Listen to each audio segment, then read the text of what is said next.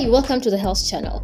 If you're new here, please remember to subscribe and do follow us on our other social media handles on Facebook, Instagram, TikTok, and this YouTube. Please remember to also click the bell button so that you are notified whenever we have a new video up. And again, for those who are new, my name is Dr. Neema Lema. I'm a pediatrician and also a mom to an autistic boy. So, karibu. So today we are going to talk about how the diagnosis of autism is done. And the reason I'm doing this video is simply because as an emphasis from my previous video that early diagnosis means early interventions, and that means better outcomes for your autistic child. All right. Who can do the diagnosis? The diagnosis is done by either a pediatrician or a psychiatrist if you're in Kenya. And it can also be done by a psychologist or a speech pathologist if you are in some other countries in this world. Okay, so remember, if you suspect your child could be on the spectrum, how do you tell? I did a video last week. The link is up here or on the description below. What are the telltale signs that your child could actually be on the spectrum? Please go watch that video. It will shed some light and make you just go and actually seek for that confirmatory diagnosis. It's very critical. All right. So autism affects two major areas. The first one is the social communication, and then the second one is restricted repetitive behavior. And some may have challenges in processing their sensory input. We're going to discuss about all these three bits on separate videos. However, to be diagnosed to be autistic means you have difficulties in those two areas that I've just alluded, and these challenges were there from early childhood. That means a child is born autistic. There are so many myths on what causes autism. Okay, a lot is not known yet. However, vaccines is not one of the causes of autism, because vaccines are given to a child while autism is present when a child is being born.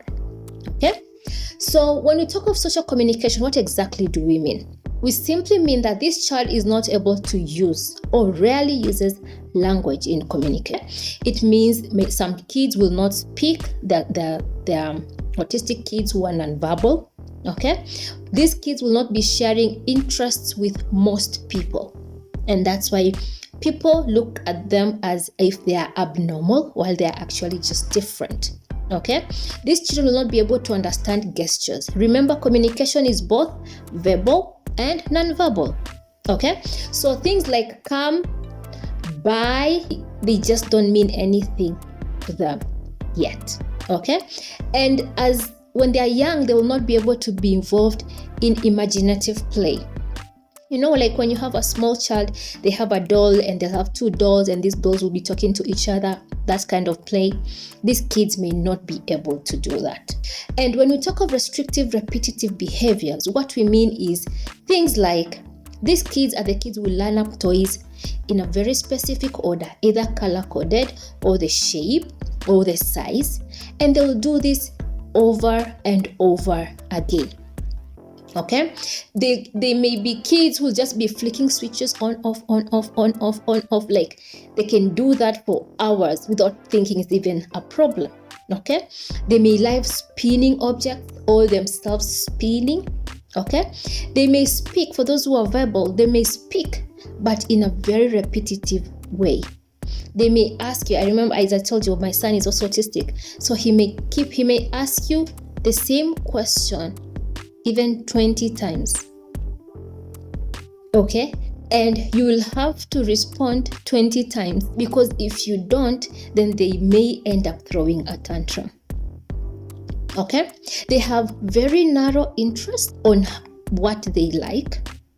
They need things to be done in a very specific way and without any change. That means they thrive in routines and they are not able to change things.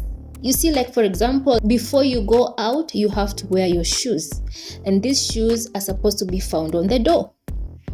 So if for any reason they have to go out and they don't find the shoes on the door, they'll throw a tantrum. You see, another child will simply ask, so where is my shoe? But this one will throw a tantrum. And that's when interventions come in to be able to teach them on how to actually ask or how to look for their shoe if it's not on the door. Okay? For example, I gave this example on my previous video. They love sitting on a specific seat on the dining table. And now because you have guests, maybe somebody came and sat on that particular seat, they'll throw a tantrum because they just cannot adjust sitting on a seat next to their favorite or their chosen seat, if we may say. Okay? So that level of restricted behaviors and repetitiveness. Okay? And some will have sensory challenges. That means the way they perceive the senses, the sensory input around them is sometimes exaggerated or underrated. Okay? And we are going to do a separate video for that. So as a result, they have to do movements or other things, either reduce the sensory input or increase the sensory input. Okay? We'll discuss the details of that in our subsequent videos. Okay? So if you think your child fits into this, then maybe your child could actually be autistic. So what can look like autism? Social communication disorders.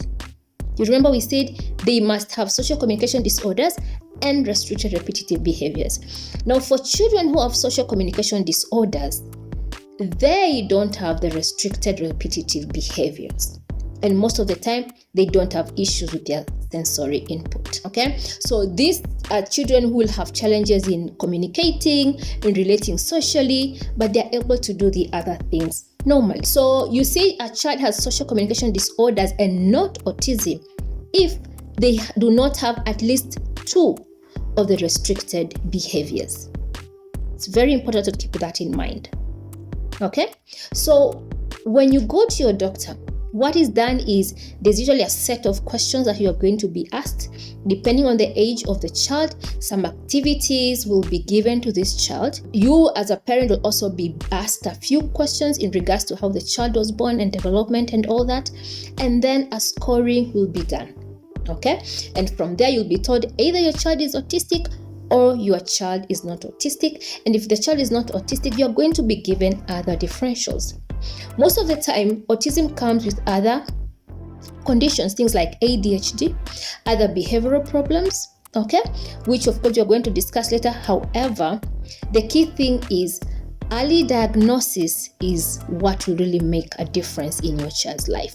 Okay, so if this is something you relate with, please, or if you have a child who is autistic, please remember to sign up for you to be able to receive different emails on tips on how to best parent your autistic child. Because what has really helped me is being able to understand my child. By understanding means, how do I interpret what he is doing? That makes a whole lot of difference, because most of us do not understand, why do they have to jump? Why do they have to shout? Why do they have to do this? Must I stop them? Why must things be done in a very specific way? Because, and I believe that's where the solution of autism is, because most of the time we don't need to fix these kids. We need to understand them so that we enter into their world. Thank you. That's the end of what I have for today. I hope you find it informative, and please remember to sign up below for that form, and see you on the other side. Bye. Enjoy your time.